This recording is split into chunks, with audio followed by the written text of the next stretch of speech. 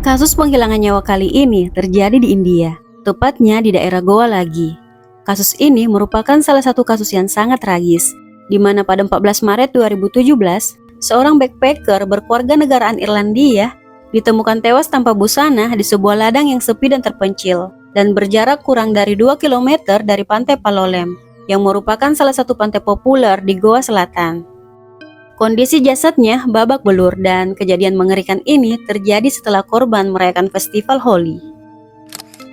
Nah, kasus ini bermula saat korban yang berusia 28 tahun berniat ke India untuk mengambil kursus yoga.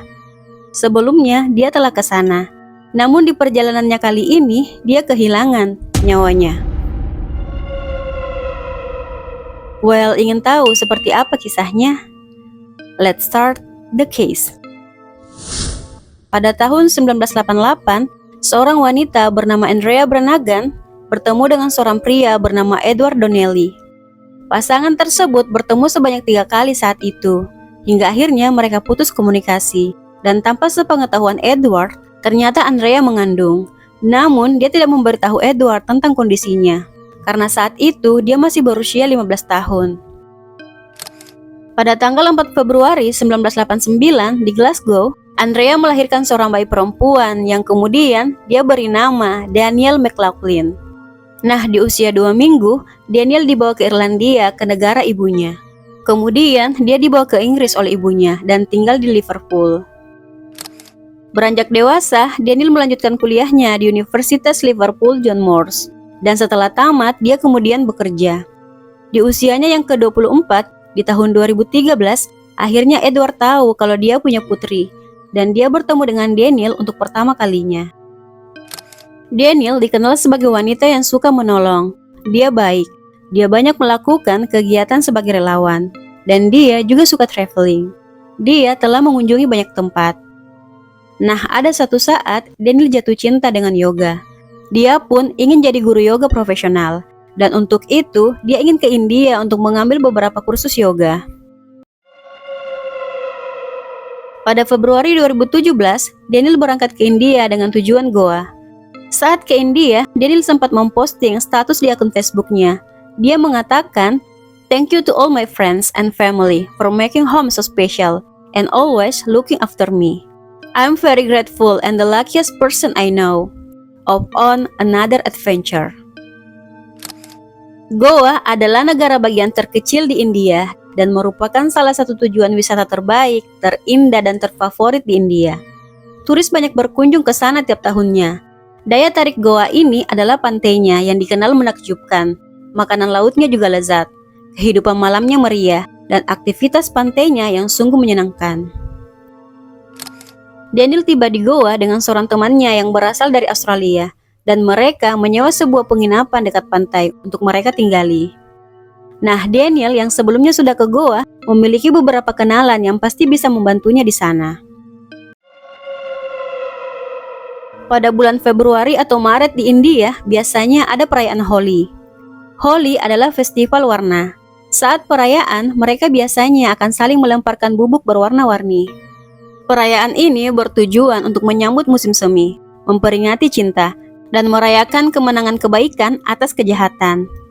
Nah, pada festival Holi kali ini, Daniel juga ikut serta, dan festival tersebut berlangsung dari sore hingga malam, dan diadakan di Pantai Palolem, Kanakona, Goa Selatan. 14 Maret 2017, sekitar pukul 7:30 pagi, sesosok jasad wanita tanpa busana dengan banyak luka di tubuhnya ditemukan oleh seorang petani yang saat itu berniat untuk pergi bekerja di ladangnya.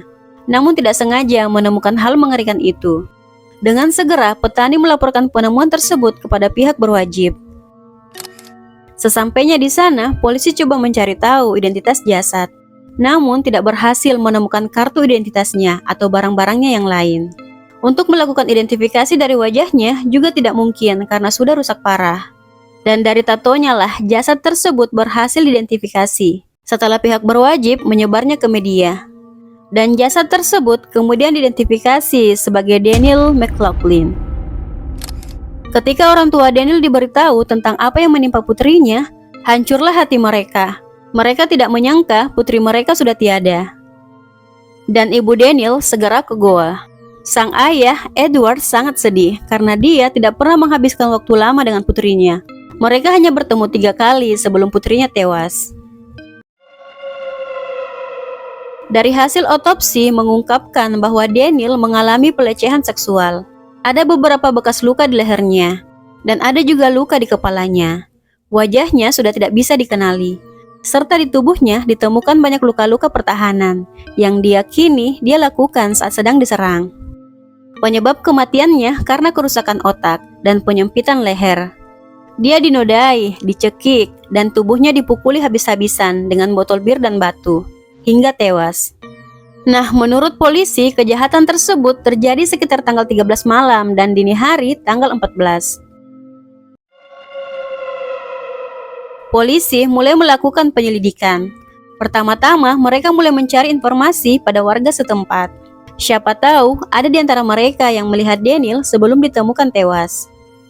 Nah, polisi kemudian mendapatkan foto Daniel bersama seorang lelaki.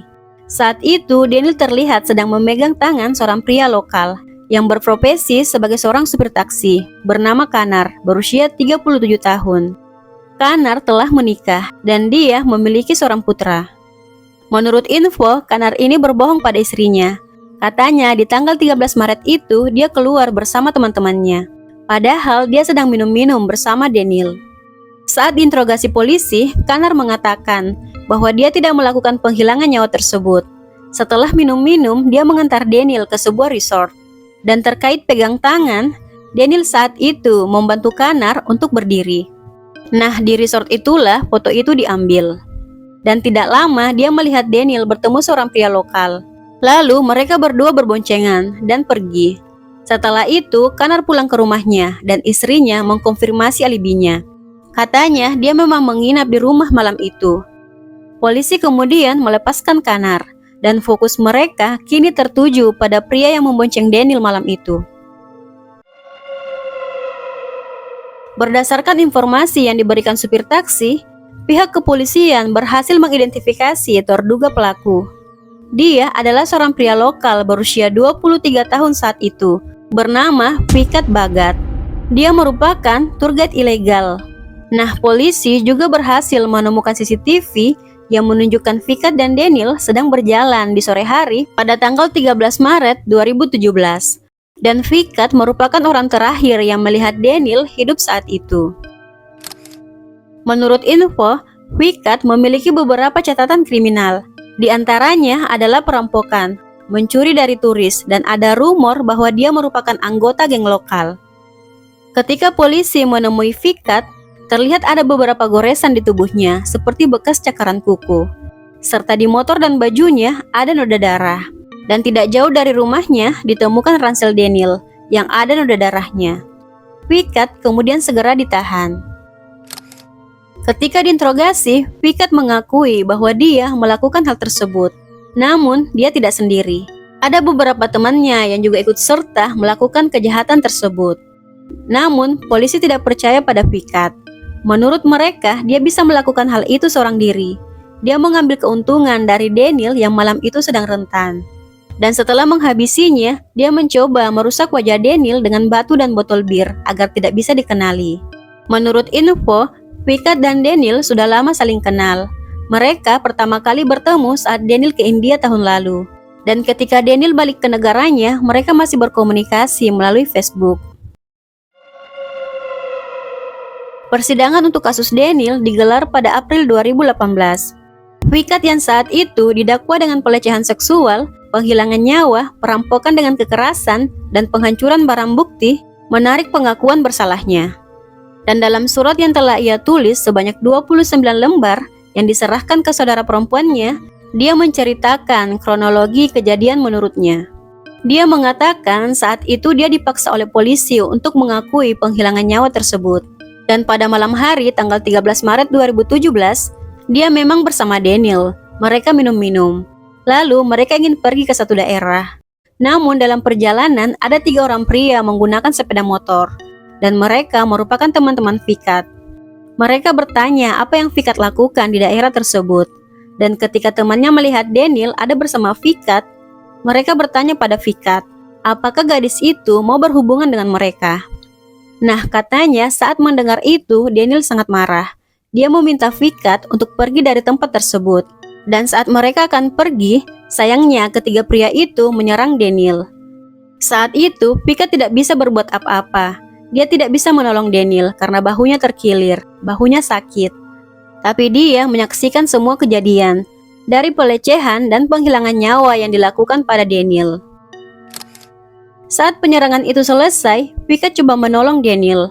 Itulah kenapa di baju dan motornya ada noda darah. Dan dia melarikan diri dari tempat tersebut karena takut dia yang akan dituduh menghabisi Daniel. Katanya Vikat ini suka pada Daniel, jadi tidak mungkin dia menghabisinya. Namun, pihak berwajib tidak percaya dengan hal tersebut. Menurut mereka, Vikat hanya mengarang cerita untuk menunda persidangan. Kalaupun ceritanya seperti apa yang dia katakan, kenapa ransel Daniel ditemukan tidak jauh dari rumahnya? Pengacara dari keluarga Daniel sebenarnya juga tidak percaya kalau kejahatan tersebut dilakukan oleh Vikat sendiri. Karena kalau dilihat secara fisik, Daniel itu lebih kuat dan lebih tinggi dari Vikat. Dan jika ada perkelahian, Daniel mungkin akan keluar sebagai pemenangnya. Dan bisa saja Vikat memiliki lebih banyak luka di tubuhnya karena kejadian tersebut. Namun, polisi tetap teguh pada pernyataan mereka bahwa Vikat yang melakukan hal tersebut seorang diri. Polisi sebelumnya telah menginterogasi teman-teman Vikat yang namanya disebutkan, tapi polisi tidak menemukan bukti apapun dari mereka. Polisi mengklaim bahwa mereka memiliki banyak bukti yang memberatkan Vikat, dan dia adalah satu-satunya pelaku. Dan dalam kasus tersebut, pihak berwajib mengklaim bahwa mereka telah melakukan yang terbaik. Adapun opini bahwa mereka mencoba menutup-nutupi itu sama sekali tidak benar. Sebenarnya, pihak berwajib berada di bawah tekanan untuk segera menyelesaikan kasus Daniel. Karena mengingat di tahun 2003, seorang turis bernama Scarlett Killing juga ditemukan tewas di Goa. Dan kasusnya sudah saya bahas sebelumnya. Di mana awalnya Scarlett ini diklaim bundir. Namun pada akhirnya terbukti dari hasil otopsi keduanya bahwa sebenarnya dia dicekoki obat-obatan, kemudian dinodai, dan ditinggalkan dalam keadaan tidak sadar di sekitar pantai, hingga akhirnya dia meregang nyawa karena tenggelam. Nah, polisi kembali meyakinkan keluarga Daniel dan publik bahwa mereka sudah berusaha memberikan yang terbaik dalam penyelesaian kasus tersebut. Persidangan untuk kasus Daniel ini berlangsung bertahun-tahun. Terhitung sejak peristiwa tersebut terjadi di tahun 2017 dan hingga kini belum ada vonis untuk pelaku karena seringnya terjadi penundaan persidangan. Andrea diberitahu bahwa persidangan kasus putrinya akan berakhir pada Kamis 17 Oktober 2024. Tetapi dia diberitahu lagi bahwa persidangan itu diperkirakan akan diperpanjang lebih lanjut. Dan hingga video ini dipublish, info terbaru terkait tentang kasus Daniel sudah ada.